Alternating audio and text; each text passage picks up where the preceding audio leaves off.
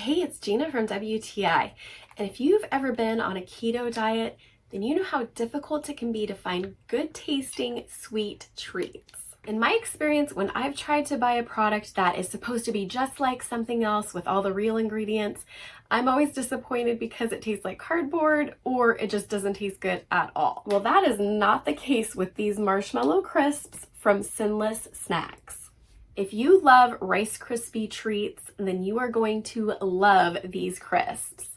First off, they actually taste like the real thing. Another thing about these snacks that are amazing is they have very few ingredients in them. I love that they're not packed full of chemicals and they're only 2 net carbs. I'm always worried when something has stevia as one of the sweeteners that it might have a weird aftertaste, but this doesn't have that at all.